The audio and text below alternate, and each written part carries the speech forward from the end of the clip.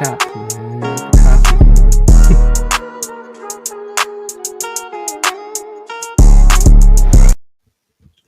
Hello, everybody. I know we're a bit late, what, 30 minutes late.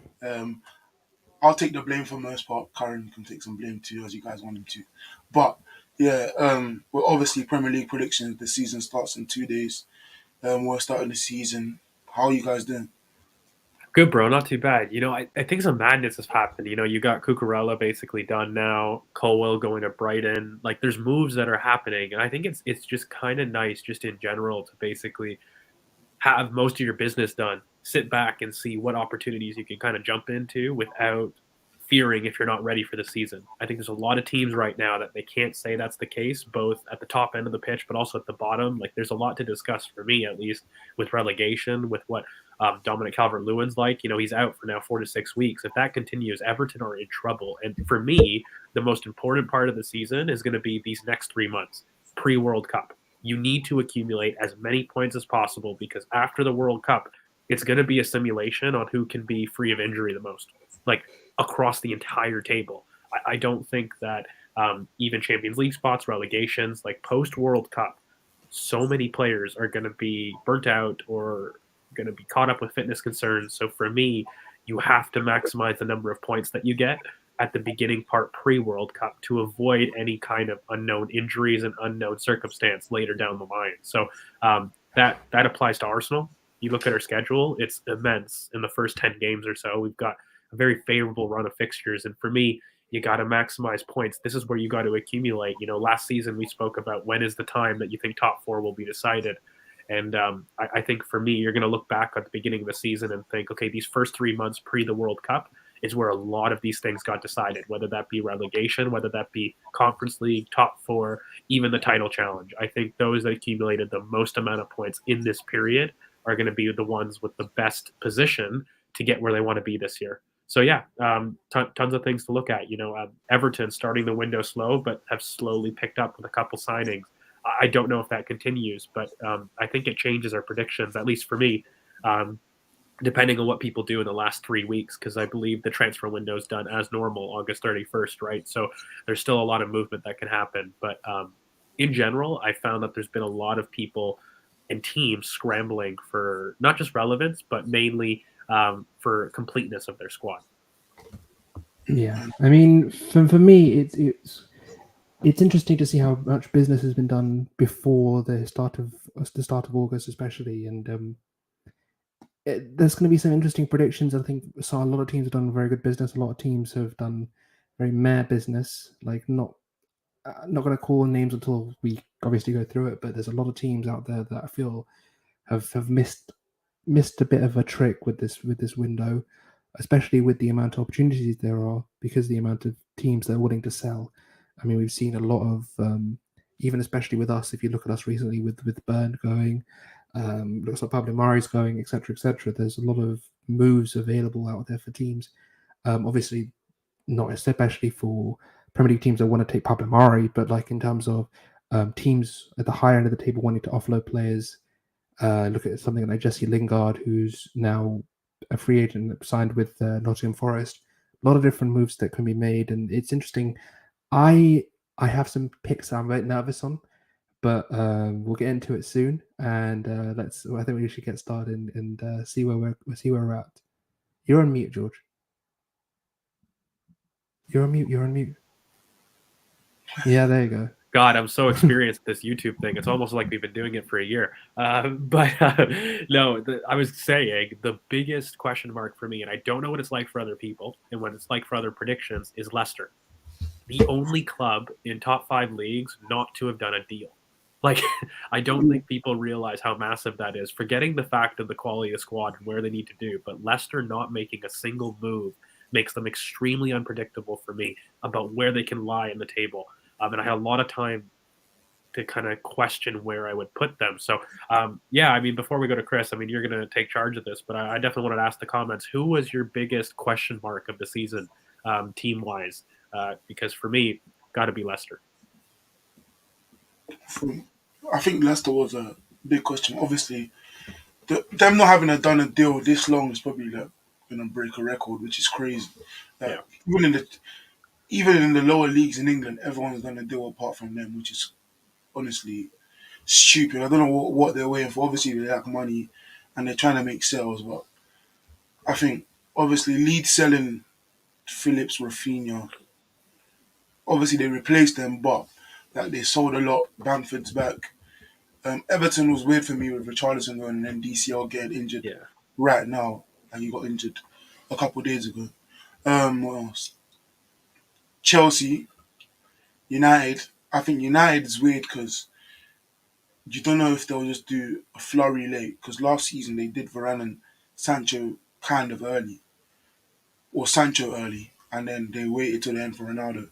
So we don't know what big deals will come at the end, which is why we'll revisit at the end of the window to see if anything changes. But I think what they're saying United, Leeds, um, Spurs. Yeah, I mean, look, United, like we'll talk about it. I think we get accused for having a United agenda on this channel, but fundamentally, without Frankie De Jong, and you look in the cold hard facts of their window, you've got to be like, wow, where are they going to be this year? Because they haven't addressed any one of their serious holes in the team, and so you've just got to start questioning kind of what the real focus is. And, we'll have a discussion on that. But, I really think Ronaldo leaving in the middle of the game, like their entire kind of He's in media, traffic. yeah, their entire media perspective on that club has been horrendous. And I think actually though Leeds have, for me, recruited well.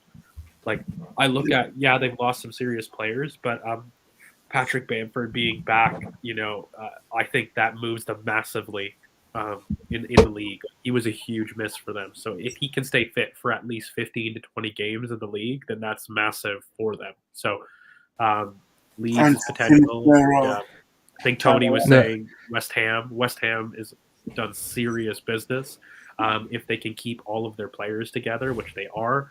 And I think Skamaka, we've talked about him a little bit. Really good signing there for what they have.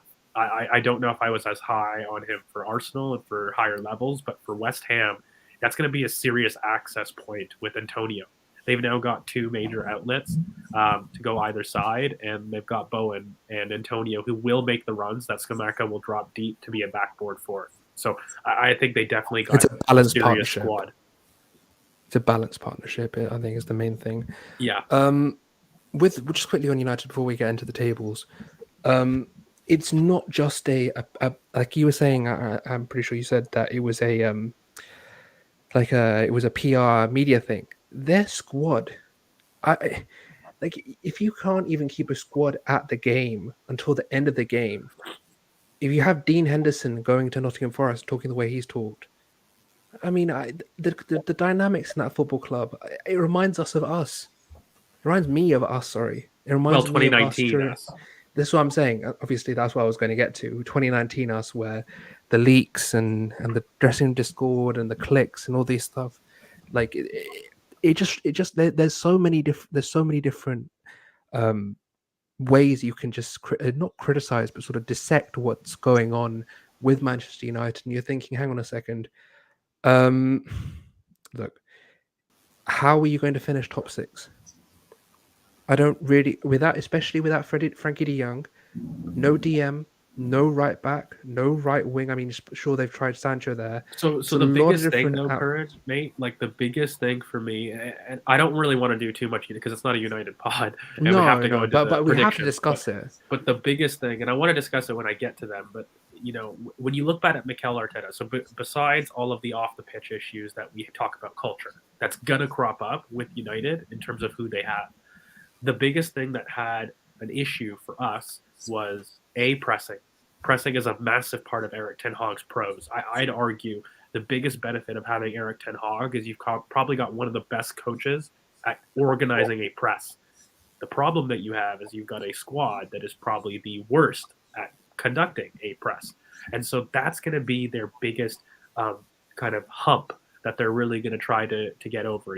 Is he able to then find a formation that works for them? With Mikel, he was able to get us into a mid-block good enough to get over these gaps in the fundamentals, right? Like Mikel has a big focus on build-up and technical security. We didn't have that. We had Mustafi, Socrates, other people, but he had an excellent structure to rely upon.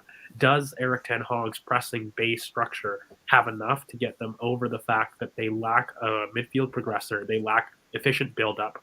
At the back, they still got David De Gea, who is going to be leading their first pass. And are they good enough on the ball to play with possession and take it to teams? I don't know. Eric Ten Hag will demand it, but are they good enough to do it? So I think that's the dichotomy that you're basically going to get with United. But I'm interested to have Chris kind of go in because we've got a lot to discuss, many awards. So we probably got to get into it.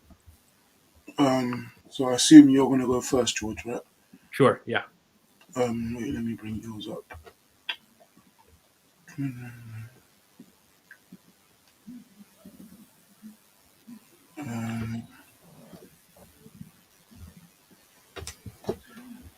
Wait. And really quickly, I think when you're looking at it, basically the one thing that I'm not too sure of is why everyone's put up Liverpool as clear favorite. Like I've seen it a lot. I understand. I think they're definitely a top two, but I think when you look at it, I put a tweet out a little bit earlier when I said that the top 6 teams are going through a major transition. And essentially what City have done is they've got rid of outlets to get ball to feet runners, and with the intent, in my opinion, to add another player to the lane of attack with a 6th. They've replaced their major outlets with essentially Haaland, Alvarez, and I do think that Zinchenko leaving for Cucurella, they will get more of a pivot introduction, which again, I've been preaching for so many months now to a lot of people that I think Liverpool and City have both been moving towards a pivot, and we see it in their recruitment. Cucurella isn't the same as Zinchenko in terms of how he likes to operate. I think they've got really good build-up, but really Cucurella, if you've watched him at Getafe, is this major outlet. So he's going to be bombing all the way down the left-hand side, and he's going to push Jack Grealish inside. And one of the biggest things that we've seen is Jack Grealish be ineffective touchline. So I really think that you're going to maximize what Grealish can do here, and I really do think that what you're basically getting is a team that's going to make use finally of their major asset. And that's going to be huge for me. That's why I've got Manchester City up top. And then, of course, I've got Liverpool, Arsenal, and Chelsea as it is right now. I kind of debated Arsenal and Chelsea being 3rd and 4th for quite a while. But as of this moment in time, when we made it, Cucurella definitely wasn't done. So sorry, Ali. Yeah. Sorry, Cucurella's gone to Chelsea, but for me, they're gonna get a Sergio Gomez or somebody that's a little bit more pushing to go to that wide left lane route. They're not going to be having Grealish as the touchline winger anymore. They're going to push him inside, and that's why they were looking for a Cucurella, but also Sergio Gomez, who we were linked with as well, is a lot more capable going on the outside. He's a lot more capable providing that width. He's a really strong dribbler as well. So. That's why I've got City up top. And I think Liverpool, while I like a lot of the business that they've done, there's a lot of transition that they're going to do. So Nunez, we've talked about it quite a bit. He's a player that right now, don't make fun of the fail comps. He's a very good player, but what you're missing is that for sure goal threat. And with them moving to a pivot, having basically Firmino and Carvalho as the 10 options that they've got, I think Luis Diaz and Nunez aren't enough of the guaranteed kind of goal threat that Mane provided you. And so for me, it's going to come down to goals at the top end of the pitch. And I don't think I've seen enough from Liverpool with who they went to replace with between Jota, Diaz, and Nunez to replace the outgoing dynamic of what Mane used to give you. And that's what I really worried in. And of course, in midfield, I think they don't have a Henderson replacement. Ox already injured, and they haven't been able to replace somebody to do the running for both Trent and Salah down that side. And it's really going to be a point of concern for me when you combine that without having the same kind of outlet that a Mane would give you on the opposite side. I really think that that's going to be an issue for them. In fact, I could see them moving to try to get Kostas Tsimikas in a little bit more and move him into midfield. I definitely see that as a possibility. So you've got a middle 3 of kind of Tsimikas, Fabinho, and Thiago in the back. In order to kind of supplement the fact that Diaz isn't as strong in tight spaces. He really needs to operate as that touchline winger, and he needs the space. So for me, that's going to be a big transition where it'll have some growing pains. They're very much employing a lot of Klopp's early Dortmund system, which I think is a great system, but it's a very big change for that squad. So that's why I've got Liverpool second. I think it's going to be close between City and Liverpool, but I do think City will overtake them past January, and they will kind of run away with the league. And then between us, Arsenal, Chelsea. Look, I think as of this point in time, we didn't see Cucurella being approved, and right now, I think with Cucurella, that puts Arsenal and Chelsea extremely close to each other in terms of a top four finish. And the reason that I don't have Spurs necessarily there is because they still have not addressed their biggest weakness in between the lines creativity from midfield. That is still something that for them was their biggest weakness, and they still have yet to address it. At least Arsenal and Chelsea have both recruited players to supplement the wing backs. That was a major issue for them last season, namely Chelsea. So getting Cucurella, getting Koulibaly replaces your Rudiger with somebody that's better in the short term. I don't think that's a very good long-term play, but in the short term, you replace excellent defensive loss as well as fullback cover. And you've then got Raheem Sterling, who, make no mistake about it, is still one of the top players in this league. And so you're addressing an improvement on Timo Werner. So their squad is improved. I think it's a very confusing strategy, and I don't understand why they yet to play their academy grads in Broja, in Colwell. Like, these are players that you could easily use to improve your 11, but that's neither here nor there. And who they've recruited is excellent. Carney Chukwuemeka, somebody that everybody knows, if you've reached my profile, how much I rate that boy. That's going to be a significant improvement on their midfield. Make no mistake about it. He will feature. He hasn't moved Southampton.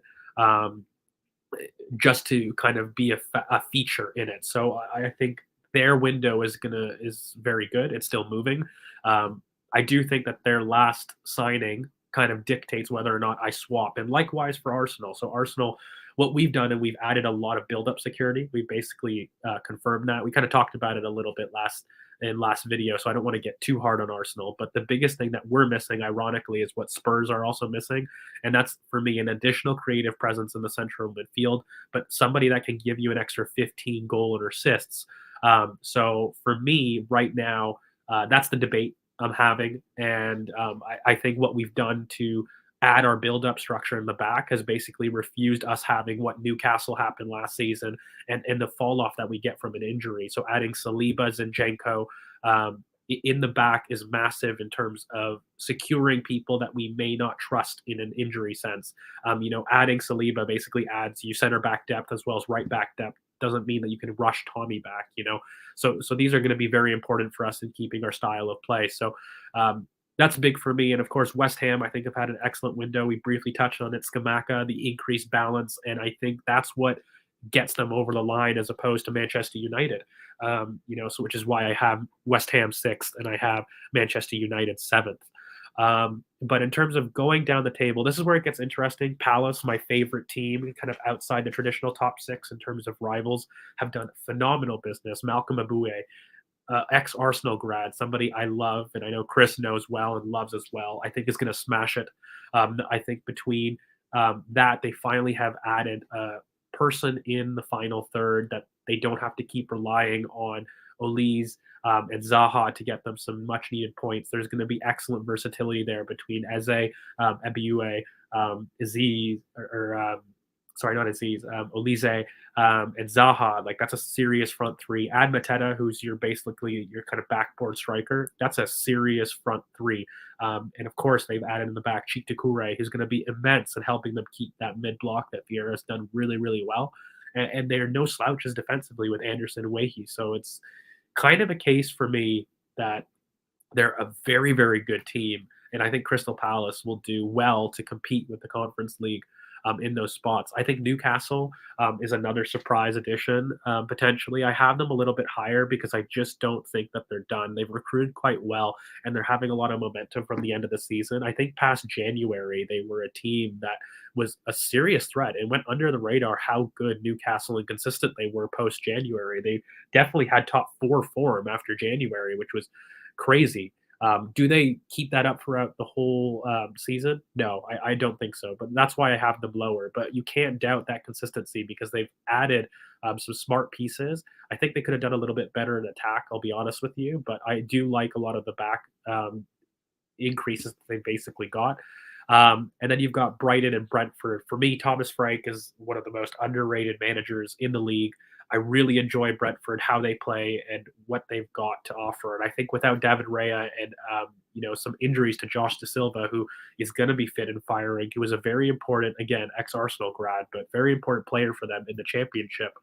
I think with all of these pieces back, they're going to have a much more sustained challenge. And when they had their first 11, they were undeniably an insane team. So for me, Brighton and Brentford are kind of neck and neck. And then you get to the end of the window where it becomes very difficult to kind of judge, because I think Wolves, Leeds are both teams that are very good on their day. But the biggest thing that I've got is I don't know how Leeds deal without the Phillips and Rafinha departures. I think they've bought very well. I like Jesse Marsh and his pressing structure, but when you take out so many pillars from a team like that, there's going to be some growing pains. So I don't think that they can overtake Wolves necessarily. But then Aston Villa and Leicester. Leicester, I told everybody in the chat, they were my biggest unknown of the season. And this is purely because they haven't made a single move. And they're the only team to do so in the top 5 leagues. And so I could very much replace Leicester with a Southampton if they do lose James Maddison. Like, that's how highly I rate him to their team.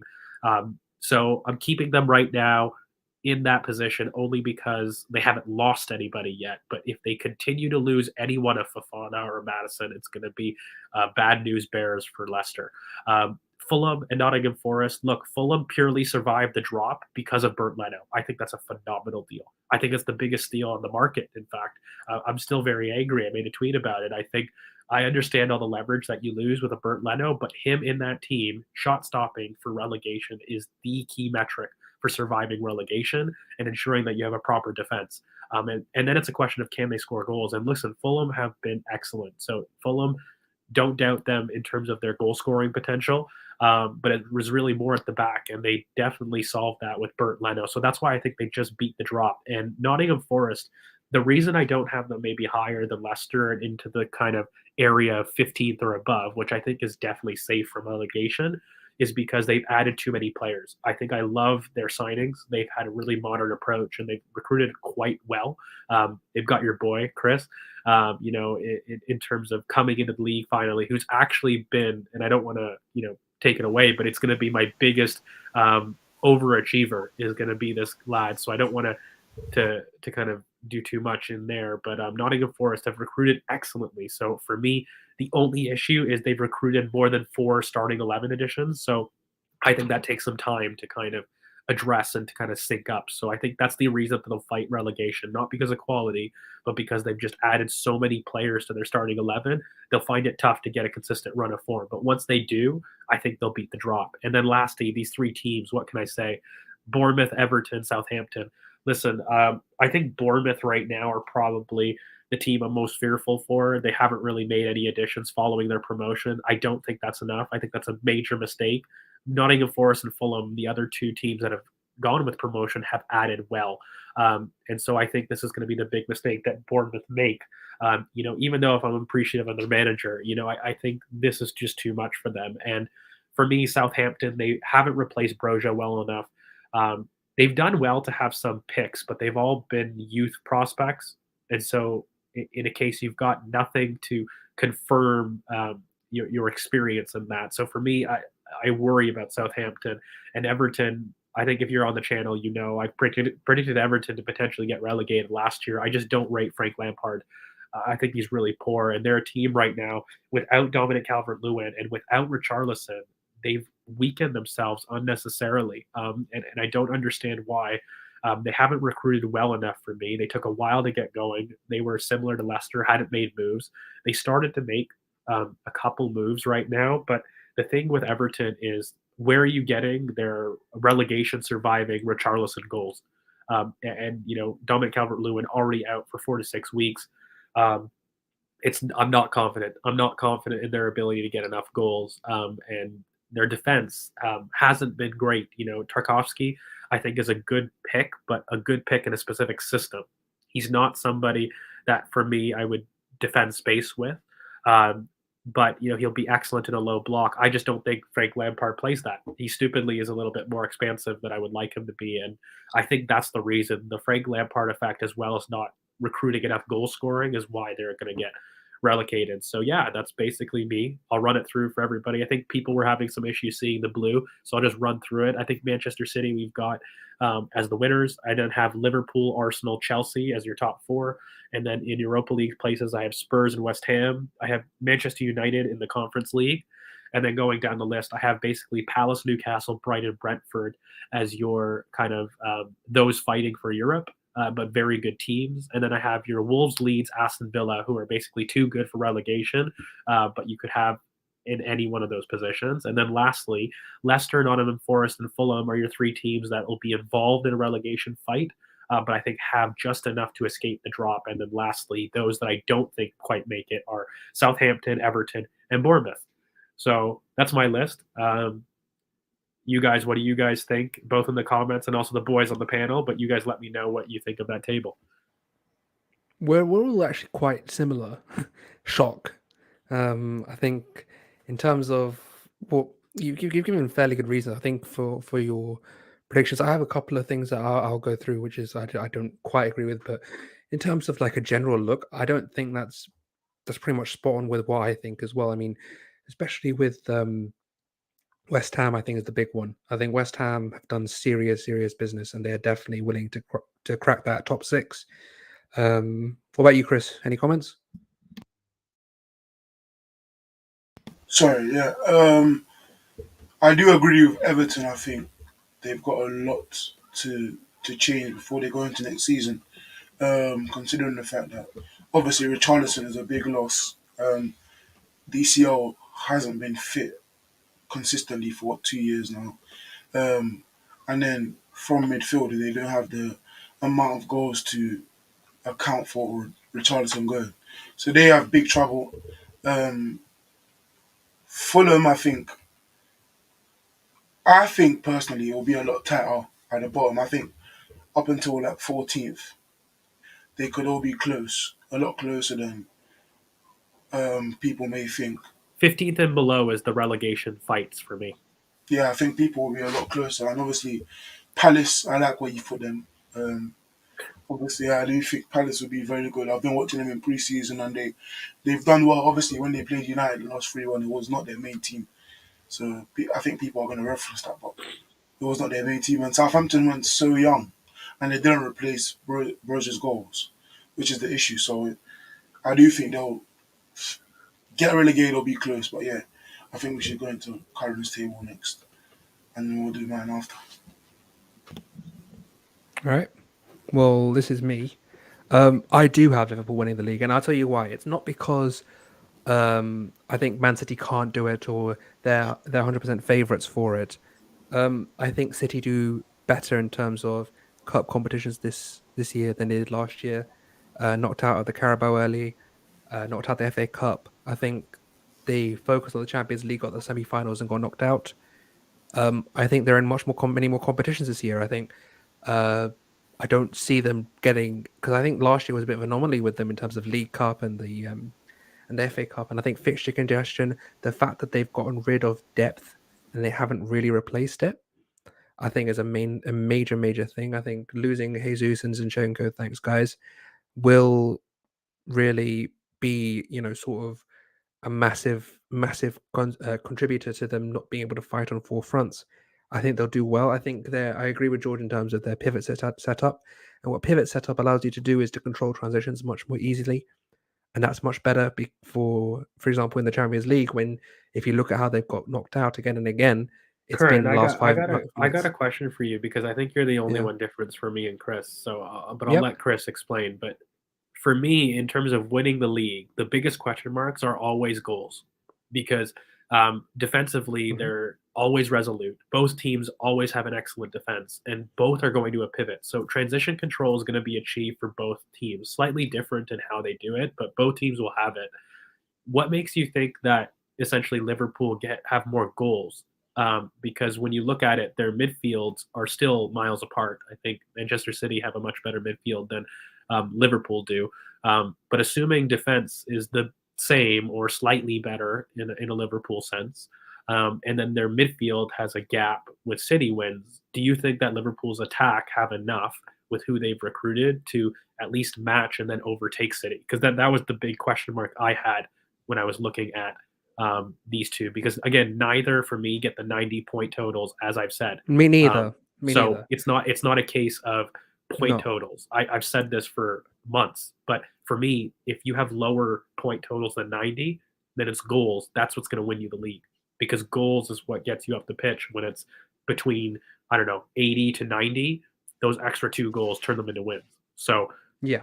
yeah, that's basically the question. Like, what do you think that they've got enough goals to overpass the Um, midfield goals? Look, I feel like there's a like for me personally, I understand how good Haaland is. I think he's like top. Like he's a very good striker. But first things first, I'm just gonna say this quite clearly. Um, he's not played up in a possession side like Pep's side. I feel like it will take some time to adjust. I think that was seen in the Community Shield. A second of all is his injury record as well. I think in terms of Nunez, there's also issues as well. I think his ability in tight space is an issue. I think his ability that he consistently drifts to the left and doesn't really occupy that central zone enough is also an issue. But for me, availability is the best ability, and I feel like Nunez will be on the pitch more than Haaland this year. And I think if he's able, because he's such a clock forward, and they have a Jota as well. I feel like they just have the ability just get the ball in the back of the net, even though it's not the most technically sort of pleasing way of getting the ball in the back of the net. I think they do have the ability to do that. Losing Jesus for me is massive for Man City. I think they need to replace him. I know Alvarez has come in. I do think that he's like you saw in the Community Shield. I mean, I'm not going to put too much on the Community Shield because well, I mean, we all love Marcelo Gallardo here, but like, I don't really haven't seen enough of Alvarez personally to put a judgment on him. But I just think there's a lot of transitions in both teams this year. But I feel like Man City's transition is so much more dependent on injuries than Liverpool's is. I feel like Liverpool, if Nunez goes down, Jota can come in. If say a Henderson goes down, they put I don't know, they put a Oxlade Chamberlain or they put a Elliott or a Jones, someone in there. They have the squad and the squad is settled. I think that Man City this year is a much more susceptible side to being able to like be got because of the transition they have and because of the amount of faith they're putting in Eric Braut Haaland as well. So for me, I think in terms of your question, in terms of the attack wise, I feel like it will depend on Erling Haaland's health. And that's a massive thing for me. And that's where I'm sort of like on the fence. I'm thinking, look, it could be an easy title win for City if he just plays 38 games and he's great. But on the other hand, if he struggles to adapt to the league, he takes a while to get going, and then he eventually smashes it. Is that going to cost them? So for me, that's the issue. That's why I put Liverpool first. I think there's too much adaptability there. I do think with the Liverpool thing that Liverpool, this is probably their best chance to win the league. Obviously, last year they came Yeah, from 1 point, but both of them being such a transition year and a big change, both losing Marley and Sterling, and obviously City lost Jesus and Zinchenko. So I do think City will take time to adapt to Haaland, having much more central runs. They're going to have to get used to it. Obviously, their front line balance isn't the best. They need an no, overlapping left back. Um, they need to play Foden more than Mahrez, in my they don't opinion. need it outlets. They They need an need to outlet. play, the game changed for them when they brought on Alvarez. Foden and Alvarez, so Yeah. they need to use them a lot more. But I do think, obviously, Liverpool can definitely win the league. I do think the loss of Mane is big. Um, Nunez will be good. His movement will be very good for them centrally, but neither. I don't think he can guarantee the 20 goals that, or the 17 plus goals that Mane did No. for them last year, which is my The, issue. the the only thing for me is the Jota factor as well. I feel like with Jota, that Liverpool, even though he's, let's be honest, not the best technically, he guarantees you goals. He will get goals in games. Whereas if I look at past Haaland, it's Alvarez. I mean, who is their backup nine? I feel a bit. It's a bit up in the air, and I'm a bit concerned, especially um, on that right. Forget the hard nine. Let's look at right wing. They haven't got an outlet on that side, and you need one. You need an outlet on that side. They've got Mahrez, who's a very good winger. He's a world class winger, but at this moment in time, he hasn't got the separation or the pace in behind to cause problems, and that's where my issue is. I think that it's they're both extremely good teams. They're probably the two of the best 3 or 4 teams in the world. But if I'm looking to cut hairs and really look at it, I give the edge slightly to Liverpool in the league. I think overall season wise, because the goal for Man City has to be the Champions League. I think City, if they can get an overlapping left back, have the best chance they've ever had in the Champions League because they have an overlapping left back and a right wing outlet. I think with Foden, you can, I suppose, do that. Alvarez, I suppose you can do that. But for me, the overlapping left back, losing Zinchenko means that you don't have that option on the left anymore. And Cancelo, as good as he is technically, he's not an overlapper. He comes inside. So for me, it's Liverpool 1 and Man City 2. But yeah, I'll keep going. And on to us. So for us, the reason why I have us that, and I'm gonna say, I've said it millions of times on Twitter. I'm gonna say it here. Third, fourth, fifth is a complete toss up. I don't know who's coming third or fourth or fifth. But for me, the reason why I have us third is because at times last season, December to March, we showed that we could produce title winning form.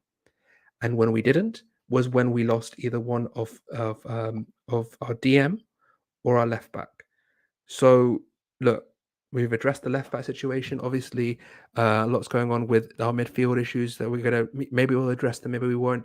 But the thing that is so crucial for me is that we have someone that we can consistently. I don't know if you go back and watch the Southampton review or the Brighton review, the amount of times I personally was saying, and I know these guys were as well, but I consistently was saying, we need to get rid of this 3-1 build up. It's killing us.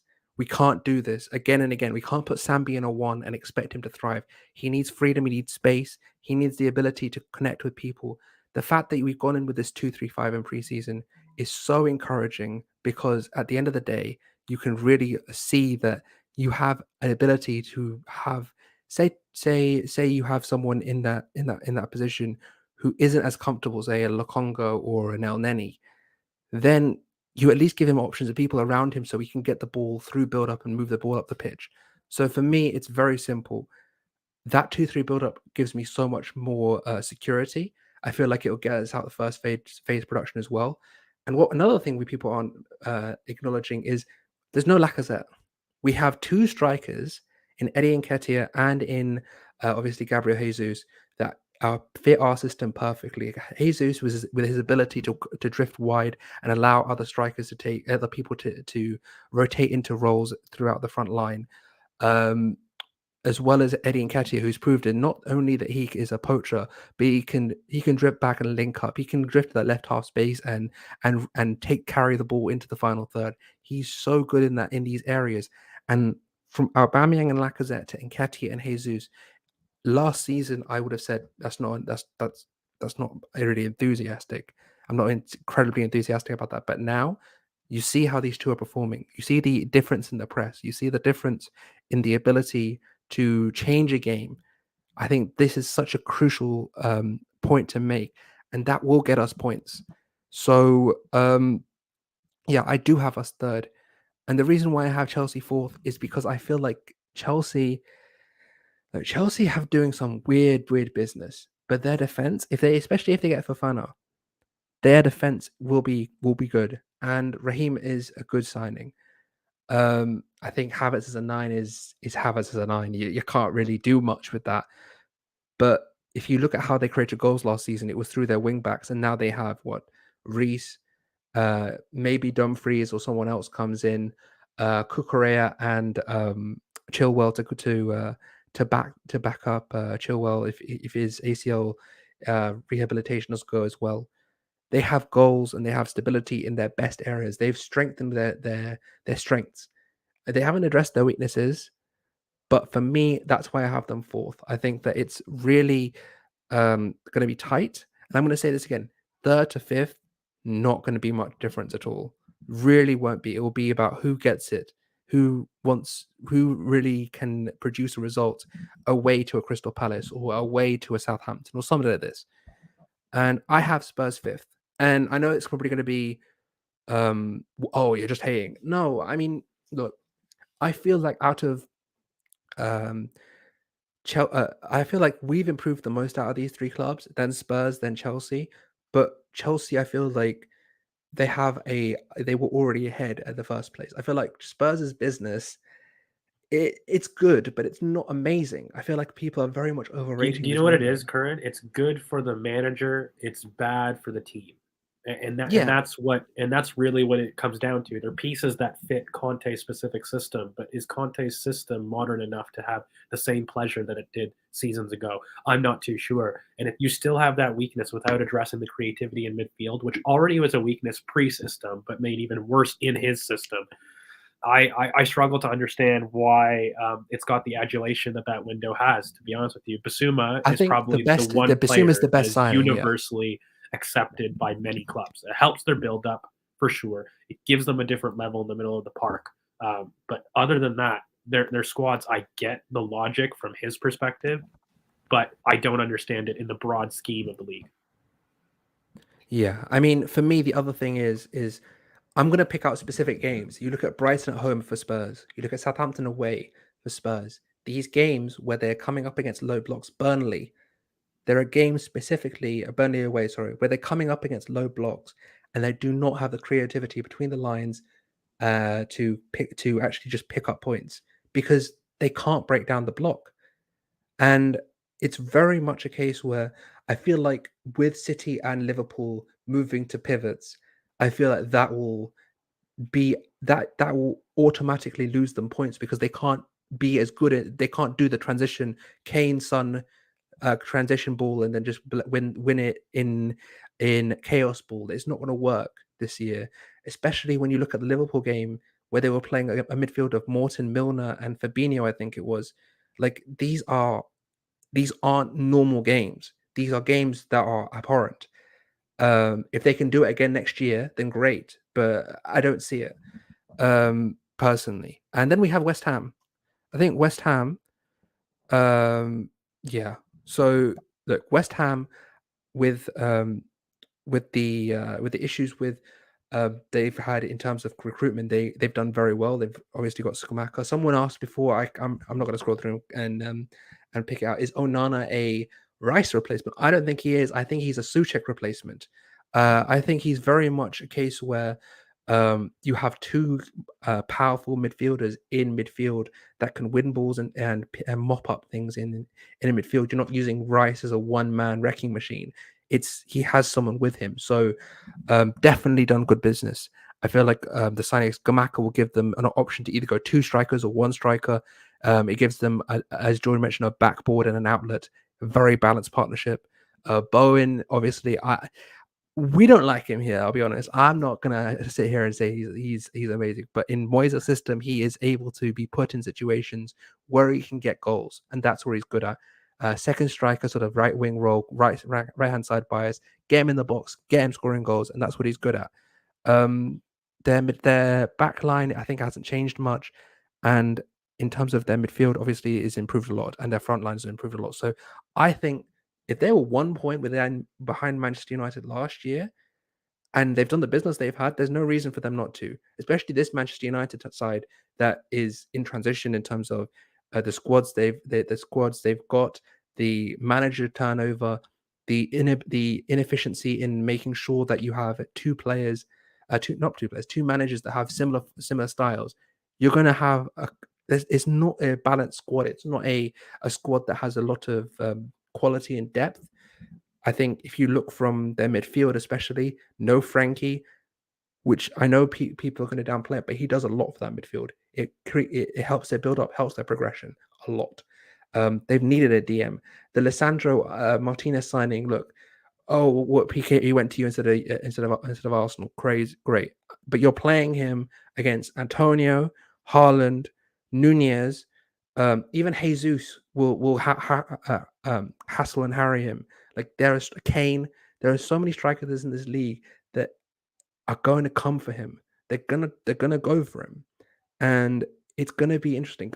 I think if you want him um, even in DM, I would say, okay, calm. You can at least sort of work with that. You could be like a mopper up sort of DM sort of thing. But Ten Hag doesn't see him there, and I don't really see with Malacia that he's not a left back for them. So he's going to be a left centre back, and it'll be so interesting to see how he, because we're going forward in build up. He'll be great, but in transition or in a one-on-one situation, set pieces, etc. I don't know if you've seen it. There's a picture going around of him in Ghana, and he literally looks like half the size of Ghana. It's very interesting. So look, we'll see with them. And then I think the rest of it is pretty similar to George's. I think Newcastle continuing to have to build on what they've done. I think they'll still do business. Madison would be a great signing for them if they do manage it. And I think that the signings that they will make this summer are going to be crucial. I think Howe has done a very good job. They had top four metrics in this after he joined. Very good signing was Eddie Howe. So hopefully they'll push onto that top eight. Palace, look, Palace have been very smart in preseason. They've played at times they played 2 games a day, 2 different squads. They've been very good in terms of Palace. So I think they're pretty self-explanatory. Their recruitment as well with Decore and Ebiowe as well, and the Elise coming back, Eze coming back. I think they do very well. Brentford, great team. I think Damsgaard, if he comes, watch out for him. He's going to be really good for them. He'll be the Ericsson replacement. Aston Villa, I don't really see them cracking the top half. I think This is my biggest surprise, Karen. Sorry, not to Yeah. jump in as you're doing it. The biggest surprise that I've seen so far in your table, because I think people are forgetting losing Cucurella for Brighton isn't as bad because they've still got Angelino and then they've got Colwill now. So they've basically replaced him with 2 ready-made pieces. But Villa for me is probably the biggest jump. I haven't seen Chris's table, but where I had them like 15th and you've got them almost 12th. Is I've that got them because 12th, yeah. is that because of like what makes you think that they do so well essentially? I think Kamara is a great signing. I think that he's someone that you know me, I've always been so high on him. I think look, Diego Carlos, I don't rate him as highly as other people do, but it's better than Mings. You know what I mean? It's anything's better than Mings at this point. And look, I think Digne, I think they've got some good pieces. It's just that Gerrard is Gerrard, and without Michael Beale, I don't know what he does. I thought I had them pretty low at 12th. I thought that people would have them top 10. I thought I was being quite generous. So yeah, look, honestly, between about 12th and about 13th, between them and Wolves, I couldn't really decide. Leicester as well, obviously, and I don't really see them coming below Leicester in this table. So I gave them the benefit of the doubt. I think Kamara, for me, is someone that helps them a lot because it allows them to go with Buendia and Coutinho as double eights. And you can have that ability to just allow him to be in transition, just to control the area. He's very much ready for this league. So 12th, I think, is okay for me. I'm not too sure. I could see him 13th.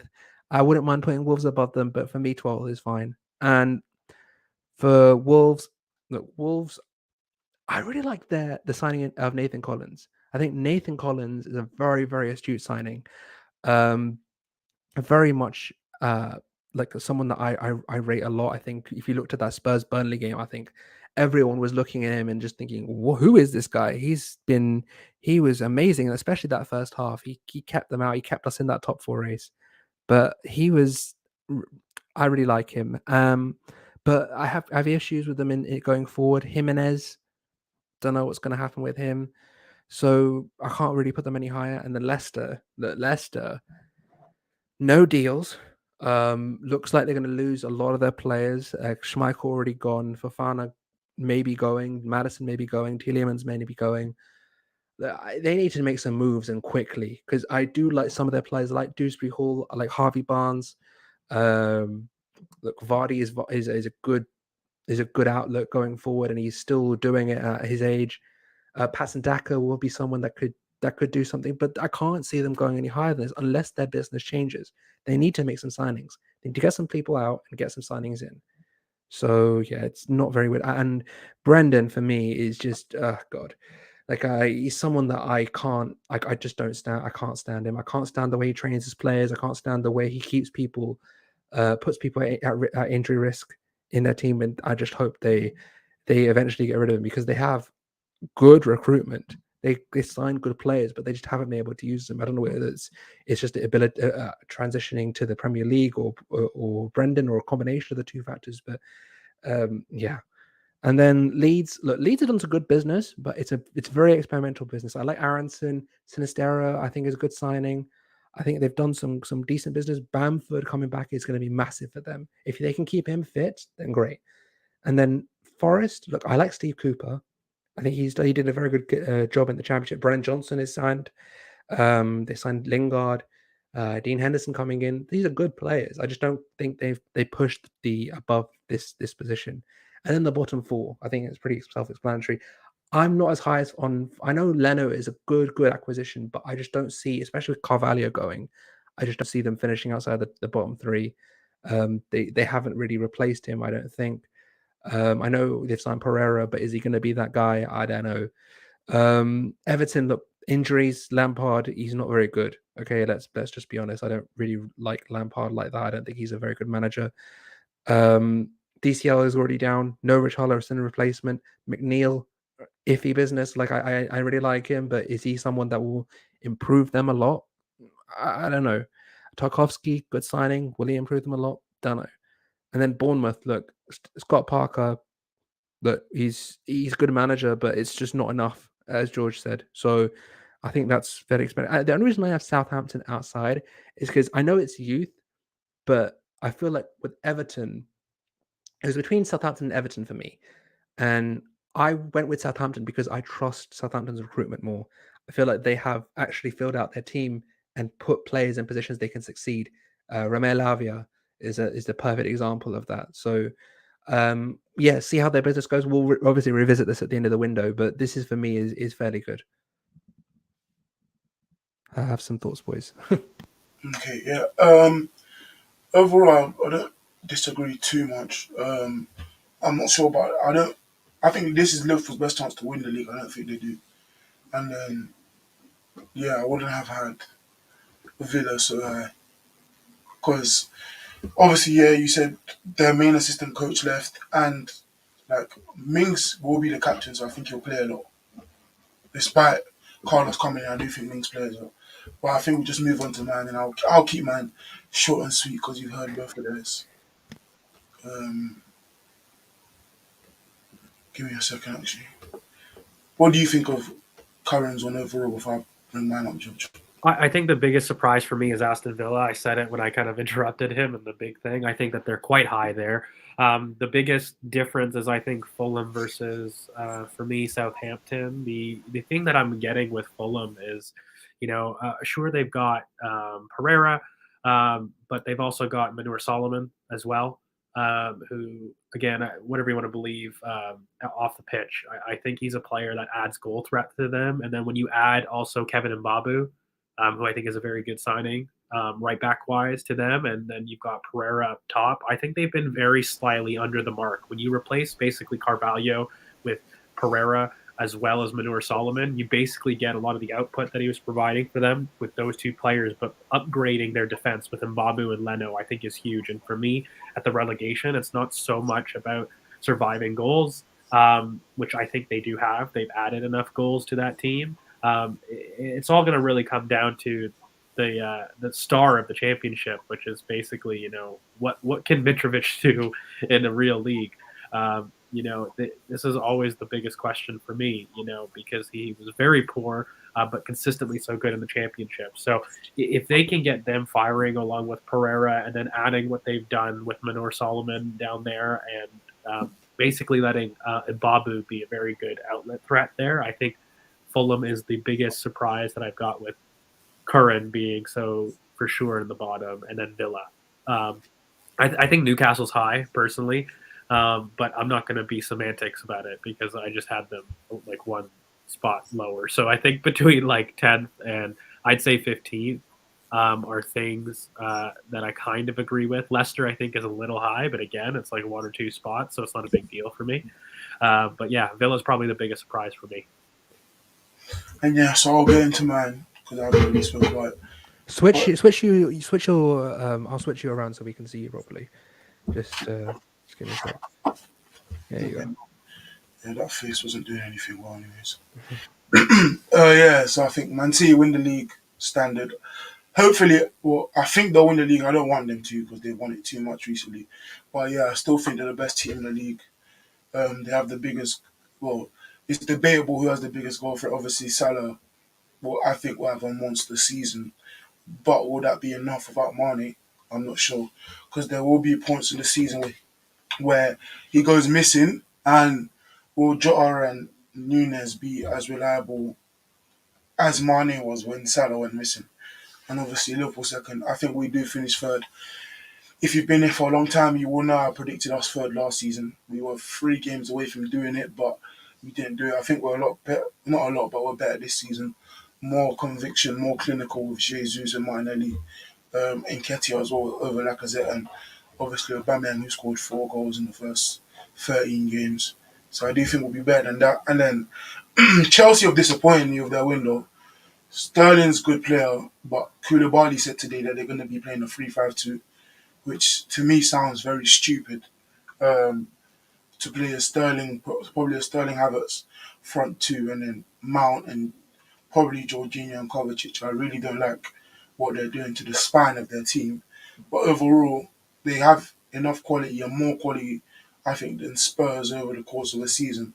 Um, Perisic is a decent signing for Spurs specifically. He's the only real level raise, and Basuma, the only real level raiser they've made, but they've added nothing creatively to their team. And if they get James Madison, obviously my prediction may change, but they still have only one final ball in the team. Well, two now with Perisic, but only really one consistent final ball with Kane. And they need someone else who's able to feed the runners. Apart from Kane, they have no one to do that. And even if they do bring him Madders, Kane is always reluctant to relinquish a bit of control of the creation of a team. We saw it with England. He struggles to adapt when there's more creative players in the team, which is why I don't think he's as complete as certain people call him. But yeah, that's why I have Spurs fifth. West Ham, I think I've done good business. Um, Whenever Antonio got injured or was close to an injury, they struggled, and Skamaka is a very good alternative.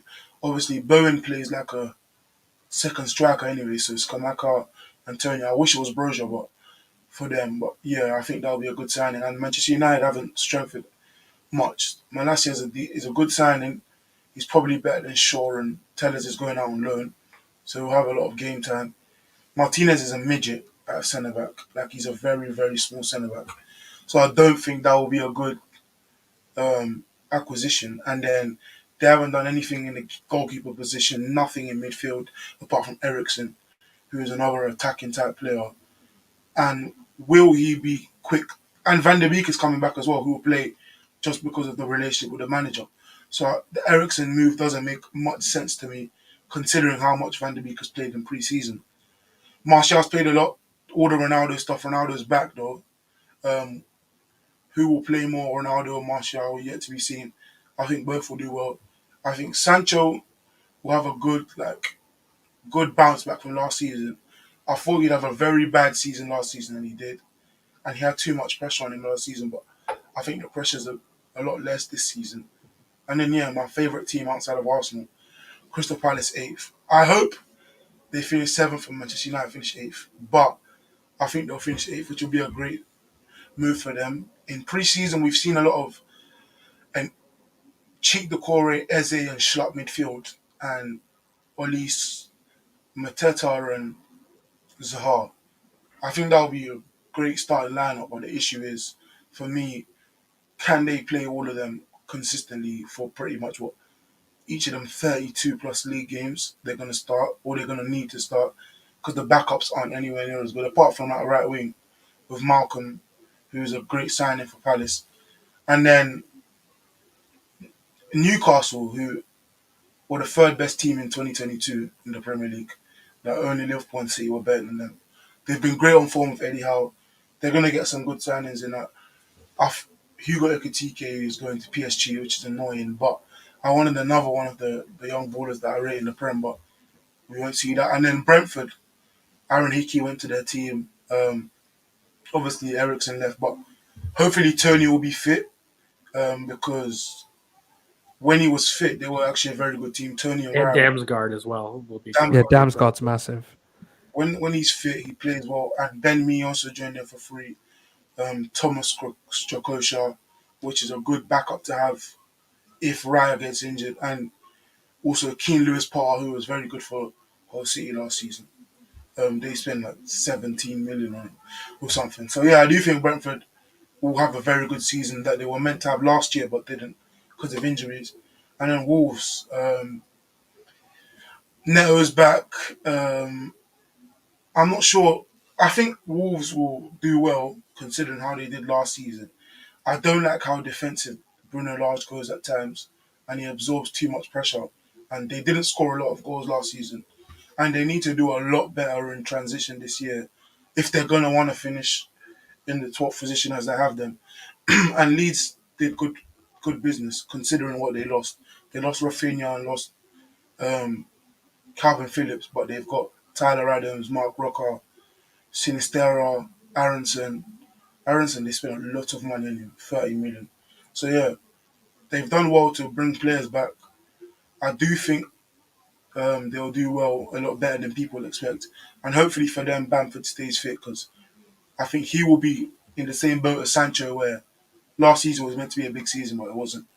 And then Forest, one of my favourite young players, Brennan Johnson, who George didn't mention, but I do think he'll have a great season.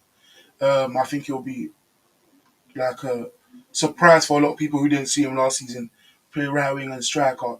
Obviously, losing Jed Spence to Spurs isn't a great thing, but I think they'll do well regardless. I have Villa lower. I think Gerrard isn't as good alone than he is with Bill. And obviously, there's signings with like Coutinho's officially there, um, Carlos and stuff, but I don't think Carlos will play enough. And yeah, I think they'll do enough to stay up, but I do think they'll be in a relegation battle, even though some people think they'll finish 10th. Leicester I have a lot lower because I expect either one of Madison or Fofana to leave. And if that happens, it'll be a big, big loss for them. And then Fulham, I think will escape. I think tactically they're good. I think Leno or Colwell will probably be the signing of the season or the best deal of the window. Um, and Leno is a great deal for it could even be 4 million, which is crazy. No, 6 million, sorry, which is crazy. But It's 3 million guaranteed. There isn't a better, for me, price to yeah, quality ratio on the market. He's the yeah. best deal of the summer. And then Southampton, they went too young. They just went way too young with all their signings. They went so young, and they didn't replace Broza's goals. Everton didn't replace Richarlison's goals, and their young team as well. And DCL was injured at the start. And there's 5 games in August this year. You can't start slow. You really can't. And then Bournemouth, who I just think are going to go straight back down with what their manager is, Steve What is their Parker. business so far? Like Who? I can't think Scott Parker. I can't think of their business. I can't They even haven't remember. done Like I'm just business. thinking most of them. Bournemouth haven't They done haven't, business. right? No. Yeah, they've signed Marcus Tavernier from Middlesbrough, but that's it. And Ryan Fredericks That's it. Yeah. from West Ham. Ryan Fredericks from West Ham for free, but that's it. I mean, I think really quickly, just to answer this question, yeah. it's Frank Lampard for me. I think Scott Parker's got a lot of uh, money in the bank for how he's handled himself championship, and he hasn't made many signings. I mean, Everton have the biggest fan base and expectations that any kind of poor run of form like that, they're going to be more quick to pull the trigger than Bournemouth have with Scott Parker. And Bournemouth are more of a club that give a chance to their managers a lot more than Everton will. And so I think Lampard definitely is the most likely manager to get sacked. I don't think And he wins the sack race though. who do you think gets sacked first? Then? Brandon. I think Rogers gets sacked first.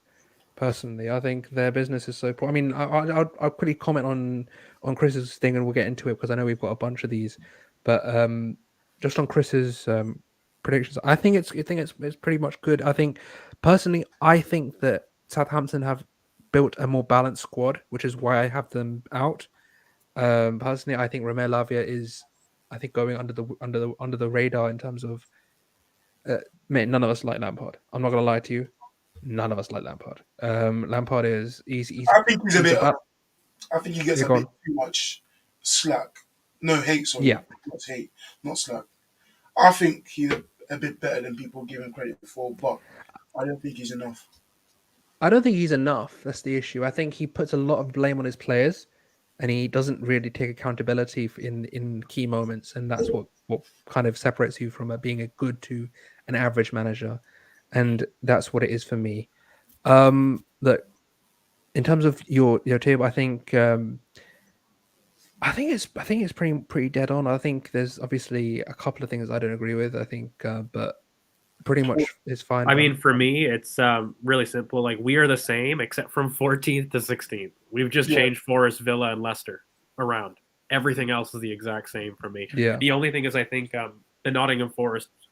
So it's not even a bad thing. But I mean, look, Leicester depends for me on what happens with James Maddison completely. I would have had him in that exact spot if James Maddison left. But I just think their base quality with Barnes and stuff will have them a little bit better than Villa yeah, and I Forest agree, but fundamentally. I But think with go on, no, go on. no, I was just going to say that's the only reason I haven't put them there for sure, and I've had them ahead. But then Forest, for me, they just have had too many starting 11 additions. Again, I love their additions, but they've had too many to the starting 11. And I don't know if they've got as much chemistry as a Villa will have. I think they have similar level of quality, but that's the only thing with me because again, we've only switched 3 teams. That's I the think only 3 I teams think that we're different on. the thing with them adding so many is that a lot of the players they added are transition threats, and with them being decent defensively, I think having what's his name Lingard, for example, in transition, yeah, despite not gelling, he's good enough in transition to create his own. He did it a lot for West Ham, so I do think early in the season when people will anticipate them well, with Brennan and Lingard and Awanimi in the counter attack, they will do a lot mm, to different teams. I think obviously Omar Rich is a good signing from Reading. Him and Olise were there together, big prospect left back. They took from Bayern, but yeah, I do think Forest will finish higher than people think. And Fulham are only there just because I didn't know where to put everyone else. They might even move up. I think they're good. They're a decent team tactically, and Mitrovic gets goals. But losing Fabio Carvalho was a big one. that's Uh, why I have them down. it I think was a Carvalho they haven't replaced him well. I I don't think I know. know I don't know, I guys. get the Mano Pereira, Solomon thing and I look, get the Pereira Pereira, thing, Manor but for me it's Solomon, just and no, what no. they've I'm saying got. again. I'm saying they've replaced him. Obviously, Solomon is more of a winger, while he does play in the yeah. 10 times, and Pereira's a decent 10, but they're not the same caliber of Carvalho, and they just never really come up well. And Mitrovic obviously scored like 40 something goals, and I don't Yeah. think how many would That's not replicatable. how many Basically, what I'm asking is who has the better chance of having a better defense but more goal threat, right? Like I would argue that Southampton has a better goal threat, but I don't think they have a better defense. yeah, I agree. I completely agree, and I do And think, for relegation, that for me is the difference. Like a defense is especially with far more important. Hassan who I mean, was whose build up is better, Fulham's or Southampton's? I mean, very close to again me. with Hassan who was blocked is not good at all. Yeah, He's not good at all. Hasenhüttl's block is not good, but their build up, they've got Bazunu, Salisu. I think these you're guys putting But a are lot of faith. decent. how many teams in the league will they be able to keep possession against? Not many. True. No, I get that. I mean, I understand where you're coming from, but I basically think that you guys are, well, I mean, not by much. Like I we know. both have the same thing, but Yeah. more for Curran. Like I think you're underrating the impact that Mbabu and Leno have on that team because I think look, Carvalho is a big miss, but they basically have removed a 9 out of 10 player for them with 2 7 out of 10s in attack, where Yeah. Pereira will play well and Manor it would Solomon a will lot will play depend well. because I don't know how much you of Fulham. I know CK watched a lot of them, but how crucial was that Carvalho Mitrovic partnership for It them was going very up? crucial, and he scored a lot of goals himself in very different ways, and he created a lot of This is space. the other thing It for was me. crucial, but it's the similar logic that Cucurella was so vital for Brighton, but then they've replaced them with Colwill and Angelino, who at both of them aren't the Yeah, but same level there's of a difference between Cucurella in that position. profile replacements and relationship replacements. What do you mean? There's They're a the difference same thing. between They're in the terms same of thing here. chemistry between in the final third. the ability to know where each other are in the final But third and off the ball runs and things. they've had a whole preseason to work on that. That's the same thing. Like if you lose a big player, This is the thing. I'll have to regardless, see it. I'll have to see it. That's why I'm so because it's so crucial to them. It's so crucial to I their think Pereira development. has more impact than you guys think. No. I think I put Fulham there because I just didn't know where to put them, and I know they're not going down. I think Yeah. they could easily finish a lot higher. Easily. I need to see him. I think there's a lot of things that is up in the air, and that's No, why but I have honestly, them. though, last season watching them, they were killing teams. First 5 minutes came done. Like they were killing a lot of teams. They had a couple 5-0, 6-0s. I think they scored. Mitrovic is potentially the biggest question mark Unknown. because he's got 2 world-class seasons in the championship, and a horrific season in the Prem. So I think Mitrovic is probably. Tony came up smashing the record. Big news. Yeah. 31 goals on the last day. He smashed Tony's record in 30 games. In 30 games, he scored 31 goals. And obviously, he ended the season with like 42 or something like that. Something crazy like that, which is the championship record, but not the second division record. So, yeah, if you can translate even a third of the 43 goals, like 15, 14 goals, it will be big, very big for him. And then I think that's enough on the predictions or the table prediction. We'll fire through these though. I don't want to spend ages on them. I think we should just quickly just name them and just give a brief explanation if we have any differences. What do you go first? Top scorer. For me, Mo Salah. Like I've talked about how I don't think Liverpool basically get the league, but for me, he's still the most potent goal scorer in the league that I can really rely on. I think with City right now, they've obviously recruited Haaland, who has a lot of hypes. I just don't know if he translates well enough to the league. They've obviously banked that he does in terms of what they've invested on him, but I think Salah for me represents the most guaranteed goal threat in the league so far. Because that right-hand side still has yet to really been changed. I think Liverpool are hurt from Mane leaving, but that right-hand dynamic hasn't necessarily been weakened. So I see no reason why it would be. And the only kind of competition is basically Kane and Spurs for me, because I don't believe that Son has the level of season that he had last season. I think things change a little bit. So I'm going to go with Salah. I agree. I have Salah as well.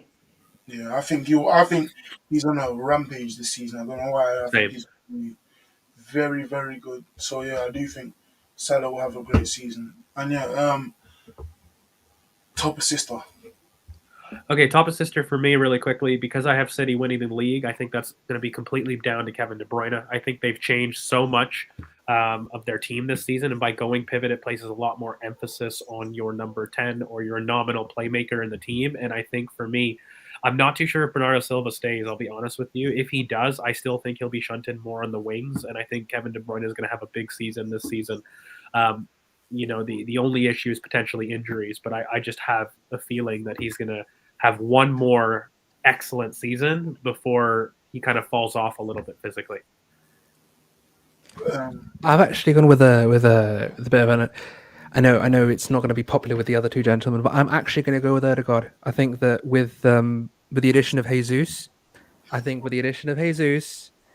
the amount of chances he created last season, I think that he's going to You do know that Saka's had more consistency assist. I know. But remember, I'm just thinking of Isak Odegaard at Real Sociedad, giving him a 9 that can run off the ball. Provide those? As opposed to Saka could provide those, deeper, because Saka's more in the final third. We'll see. I think it's either I understand the De Bruyne shout, but I'm gonna go with a bit of a crazy one. I think that Odegaard does have the ability to hit those assists, but we'll see. It will depend on how aggressive he is. If he's vertical and if he's more vertical, more aggressive this season, which he's shown glimpses of at times, he can do it. I just think that I don't know where. It's a very difficult race. I don't want to hear anybody say that we've got an Odegaard agenda. No. People say that you have an Odegaard agenda. I'm pretty much chilling. How many? But in terms, you think he gets more than 10 assists in the league? I had him at 12. You think 12 is the most assists?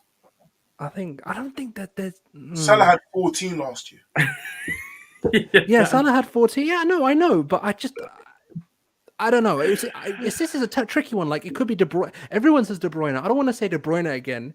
So I was thinking it could be either going to be Erdegaard or I don't know, like Mount. No, I'm not going to say Mount. I don't know who else. I I didn't want to think say De like you Bruyne could even go Reece or James. Saka. Reece James has a very excellent shout for Chelsea. Trent maybe. Trent always will have a shout. That was mine. Trent's mine. Sadly, I think Trent. I think my main four will be Trent, Salah, KDB, and Reece James. I think Reece James with Sterling in behind will get a lot of assists, and then Trent with Nunez.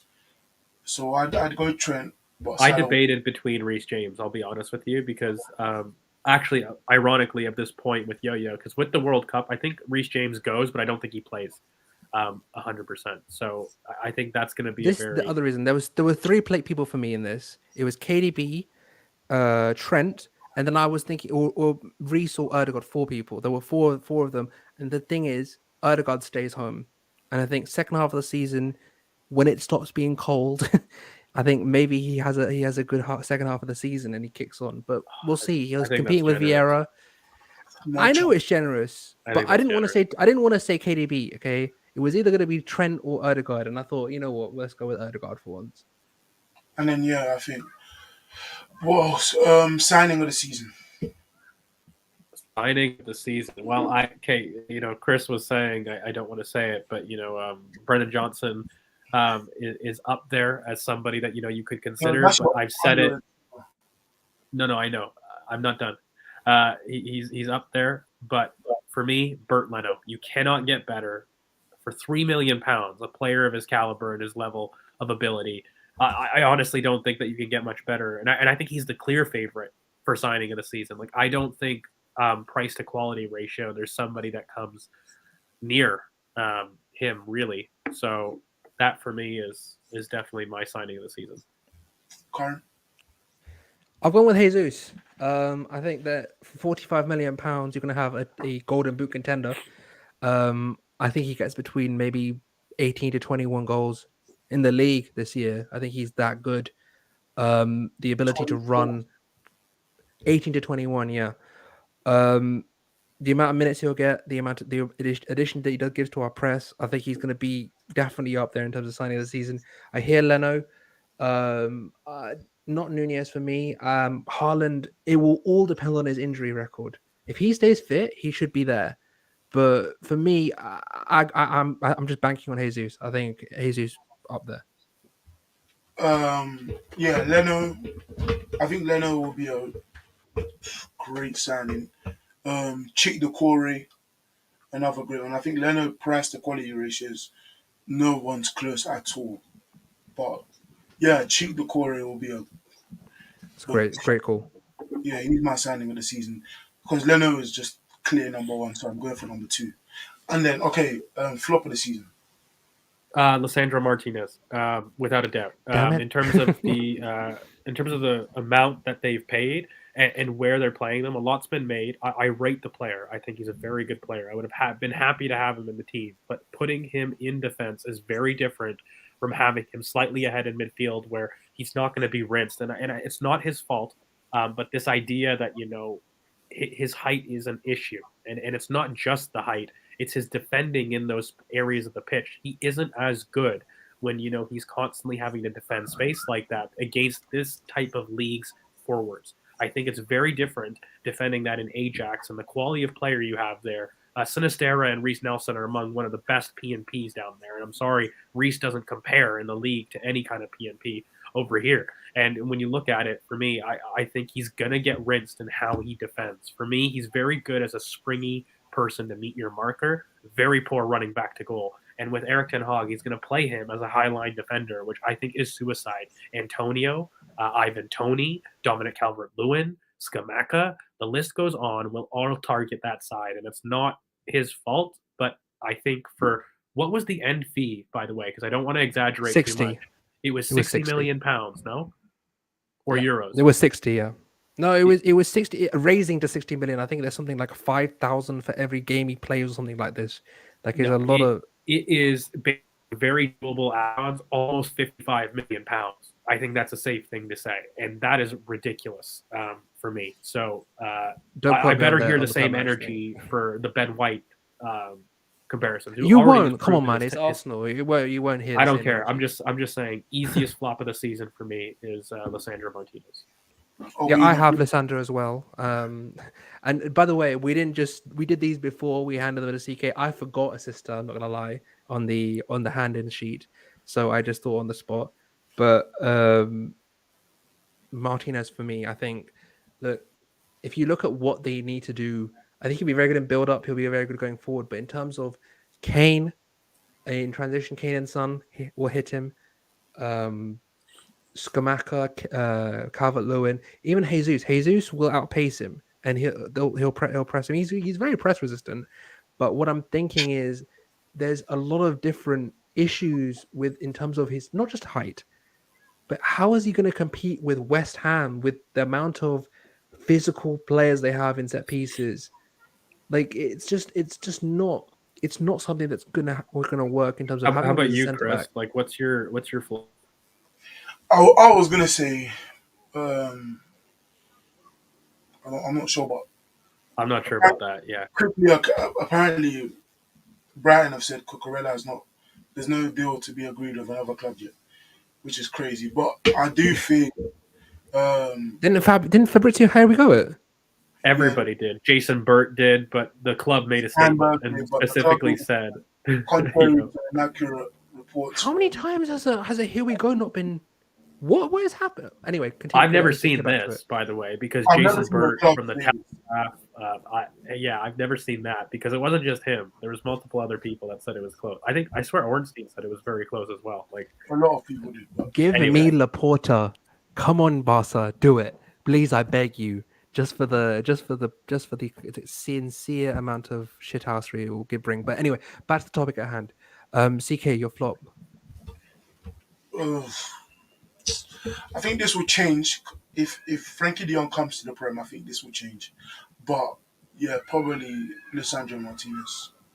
I'll just you guys said everything. So what's next? the overachievers and the underachievers. We'll No, loop them kind of Golden Glove. together. Oh, you want to do Golden Glove? Okay, yeah. For me, I think our defensive record is going to be incredible. So I think Aaron Ramsdale is going to win the Golden Glove for me because I think that we've recruited in the back and almost completed. Probably I'd ideally like one more left center back for me, another left-footed left center back. Everybody knows I love Evan Ndika, who I think is potentially the deal of the summer on the last year of his contract. But for me, we've addressed pretty much every weakness in the back there, and I think we already had an immensely strong defensive record. And I think with top six teams changing so much, I don't think they're going to be as potent. So for me, we're not going to get those big 5-0 defeats that we did have last season. So for me, Golden Glove will be Aaron Ramsdale. And I think Edouard, I think Mendy was not Edouard Mendy, but Mendy was very close for me because I think Chelsea will have a very strong defensive record as well, but more so because Tuchel plays that way as opposed I to think the quality. Ramsdale will get as well, and Allison will be very close. Obviously, Edison will be up there just because of how City play, but yeah, I think Ramsdale will win it. Current, I'm going with Allison. I know it will be Because he's clear winning when the I league, speak. you have to, right? It's not even just the winning of the league thing. I just think that he is the best keeper in the world. I think that if you look at just objectively, he saves them points. He was my player of the season last year. Like in terms of, forget everything else. The player of the season, young player of the season, we're gonna do the next. But for Allison's me, it was phenomenal. Allison. Allison was the player of the season. I don't give a shit about anything else. He was the player of the season. The amount of if you read anything about John Harrison, his ability in 1v1s, his ability distribution wise, handling wise, everything, he's the best keeper in the world. And I think that with him and my player of the year, which is pretty obvious if you have a brain right now, look, I think that it's very easy to see why I think they'll win the who's the Golden Glove. Well, who do you guys think on that topic? I think the last kind of award is basically Young Player of the Year And and Player of the Year. Manager as one well. player of the year, manager, and then overachiever and underachiever. There's 5 awards. Yeah, so Young Player of Oh, the also Year. sack race as well. Well, I think for me, the young player of the year, you can't go much further than the person that was robbed last year, which is Bukayo Say it Saka. with your chest, man. Say it with your chest. I've been saying it with Chess the entire time. He deserved Young Player of the Year last year, He was Young Player of the and, Year. and He he was was, Young Player of just the Year. factually, he had more goal and assist output than any youngster U21 in Europe's top 5 leagues. 18. It was more than anybody. And when you just look at his importance to the team and what he's done, it's very, very clear. So for me, I think he becomes inevitable. I think he's added back post attacking and ghosting this season. I really think that you're going to see a spike in his goals scored. So for me, Bukayo Saka is undoubtedly the player of the season, and it should be. I mean, Trent right now, is he still a U23 youngster at No, this it's point? U21. It's No, U21. Exactly. So at Mari U21, to he should Monza. be he Mari to should be Monza. absolutely Come on. he should be absolutely zero questions because the only competition is maybe Phil Foden, and Phil Foden hasn't played to the level that Bukayo Saka has. So I don't want to see it. And even then, he's 22, right? So I think if they're going to do Young Player of the Year and they change the academy to be U23s to U21, Bukayo Saka for me is the clear favorite, guys. Like I don't know unless William Saliba makes an insane. But when has a defender ever won that award? But again, Bukayo Yeah. Saka for me is very clearly the I Young think we Player of the all Year. agree, so we can move on. Kyron, you agree, right? I agree. So Young Player of the Year is Saka for me. I'm gonna do Player of the Year as well, just at the Yeah. same time because yeah, weird. Oh yeah. Young Player of the Year, Saka, not even a question. Should have had it this year. Still annoyed they didn't get it last year. And for me, my Player of the Year I think with a year past his ACL and in that defense, and with Liverpool winning the league, I think they have the best defense in the league. I'm going with Virgil van Dijk. I think that he is going to be the man again. It's this is the season for him to really step up and prove that he is should be up there with the best center backs in the history of this league, and I think that he is up there with them. And if you look at Van Dijk and you look at the ability he has to control the game just from being the aura in transition, the ability to pass through the lines, the tackling ability, the ability to track down players, run through and assist in set pieces. He does it all, and I think that if it's between him and Salah for me, but I think he'll win it this year. I think he's gonna have a crazy year. I think he's back. And George, you have a different opinion to that, I know. I do for my Player of the Year. I definitely do. Yeah, he's a player of the year. Yeah, so my Player of the Year is going to be Kevin De Bruyne. If I think he's going to get the most assists, I think Player of the Year for me goes to always the title-winning team. And for me, he was the best player on the title-winning team. It's always going to be the guy that has the most output. So that's why I don't think he's actually the best player for me in the league, but I think the award is going to go to him because I have him having the most assists as well. So Kevin De Bruyne is my player. Yeah, I do think Salah will be the best player in the league next season. Like, Yeah, the best player in the league. But I agree that he's the one that wins the Golden Boot for me. So like I think he should, but the only reason that Player of the Year doesn't go to him is because he doesn't win the league. That I know that's probably semantics, but that's how I agree there. Sadly, I hope he does win it. And then, so what are we doing? The manager. Yeah, manager of the season. Okay, really quickly because I don't Current think he gets year, talked. I don't think he gets talked about enough. Thank But you. Thomas Frank for me is going to be the most underrated manager. Look, it was earlier in the chat when people are looking at Brentford prop. I think Thomas Frank is an unbelievable manager, and I think for me, he's going to represent the biggest jump that people aren't expecting. I think people think Brentford is very good, but I feel as though people have Brentford around the 14th to 15th best team in the league. But for me to make the jump to top 10, I think it's phenomenal. I don't think there's another club manager that makes a bigger jump. The only reason is probably maybe Newcastle, and I just don't think Eddie Howe. That's a relationship because of him. It's a little bit more so because of the players that he's got on show. I think Thomas Frank, for me, as the one hipster shout that I'm going to make in awards, is going to be my manager of the season. and yeah, so I think he'll be up there considering where I put Brentford. But I do think Arteta will win it.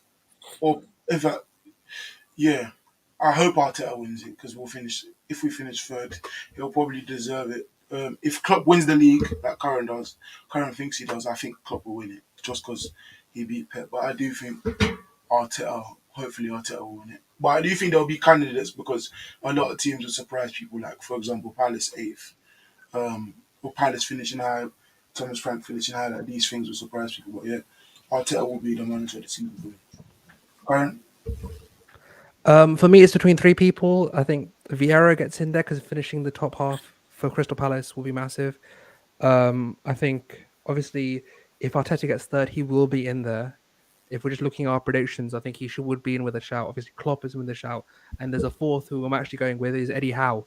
I think Eddie Howe taking this Newcastle team from where they were last season when he came in to a top 8 finish, I think is phenomenal. I think an incredible achievement. Yes, they have money. Yes, they've invested well, and etc. etc. But the the system that he employs, keeping it simple, getting the best out of the players he has available. Look at someone like Joe Linton. Such a good transition into becoming a midfielder. I know it was done partially. You can go through how the development of that happened, but if you look at how he is and look at where they go, I think Eddie Howe has to be the manager of the year for me. Yeah, so that's what I'm gonna go with. on the last two things, underachievers and overachievers. For both, you can do team and player or what either or which. But yeah, underachievers and overachievers. I George? mean, really, yeah, really quickly for me. I think overachievers. I'll just go team and player. Brentford again. They don't want to cover same ground. I think they overachieve quite a bit from what people believe. And then signing wise, I've talked about it. You know, Brendan Johnson for me is going to be one of the bigger overachievers. I think he's just a name that people don't know because they haven't watched enough of him. But when they do, they'll recognize he's one of the better players. Very similar to Olise. That when he stepped into the league, he kind of set it alight. But I think Brendan Johnson's going to overachieve as well as Brentford. And then underachievers for me is going to be Manchester United, shock horror. And it's more to do with just the fact that people still believe Manchester United are a settled team and they're really buying into this Eric Ten Hag effect that I really think is going to come crashing down, especially with their signings. But guys, a shock one, Koulibaly. I don't know if people have actually watched Koulibaly of recently. He's still one of the best Serie A defenders, but that's because Serie A is massively dependent on PNP. Ironically, you know, Frank Kessie was a star in the Serie A, and I don't think he's necessarily that tactically. But Koulibaly, I think for me, is going to be an underachiever. He's coming with a very big price tag, somebody that's going to come with a lot of expectation, and I'm just not even his fault, but I'm worried that kind of Chelsea will leave him exposed too often, and I think he might be memed a little bit in highlight reels. So I think Koulibaly is my surprise underachiever of the season. How about you, Curran? Overachievers and underachievers. Okay, so I'm just looking through my notes because I did like submit them to CK, and I'm gonna go stick with what I had. And yeah, in terms of underachiever, I'm gonna stick with it. Martinez for Man United. I think the amount of hype that's been put around this guy for 60 million, he's just gonna look like a 20 million, 15 million pound player, and I'm not gonna change my view on that.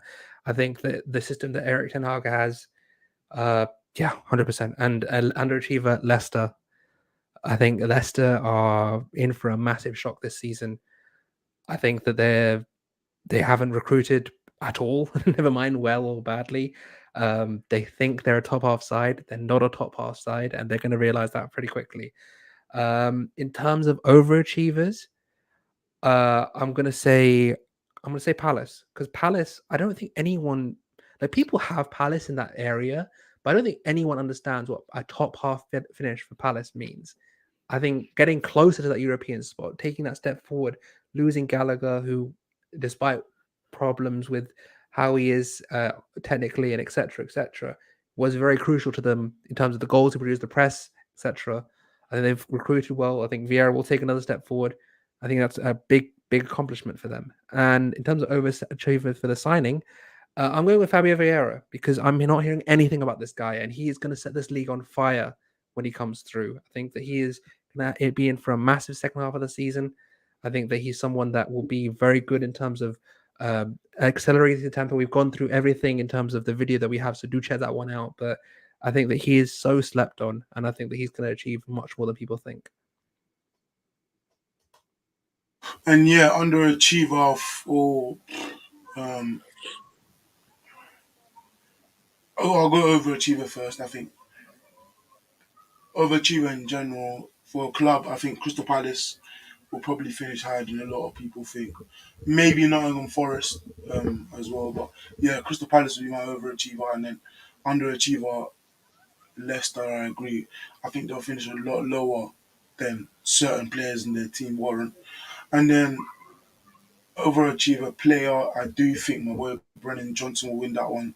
I think he'll do very well considering what people expect of his team, and a lot of people don't even know much about him. So yeah, and then underachiever as a player, I do think sadly will be Sterling just because of the way in which Chelsea played.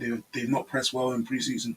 They might switch to a 3-5-2, which will put a lot of pressure on him and Havertz depending on their role, because neither of them is more suited to being the main striker and being the facilitator. It's weird, but yeah. So underperformer Sterling and Leicester, and then overperformers Crystal Palace and Brennan Johnson. But I think that's it for us from us today. That was everything. We'll post everything on Twitter or on YouTube so no one forgets what we actually said. But yeah, George, you want to do your thing? Absolutely. Guys, thank you so much for sticking with us. We hope that you guys enjoy the content. We've come back with back-to-back videos, and of course, we've got something special for you guys tomorrow in terms of a Palace review, so make sure you check us out. And in order to do that, you got to like, comment, subscribe. You got to hit that bell for notifications to that you do know when we do upload. Thank you so much for the chat, guys. We really appreciate it. I know we say it. I hope it doesn't fall on deaf ears. We really appreciate everything that you guys do to keep us engaged, and make sure you guys stick with us kind of to the end. We've got a lot more content coming, so don't worry. It's going to be a little bit jam-packed. And look, there might be something surprise, from a little bit of a certain video documentary that's being released tomorrow. So, guys, a lot of stuff to have a look at. But thank you so much. All the boys' socials, you can find us at BOP Footy on Twitter. Of course, myself at GeorgeV_AFC.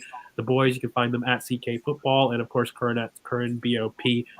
Thank you guys so much, and we'll catch you guys on the flip side. So, thank you. Have a good night, guys. Peace. Peace.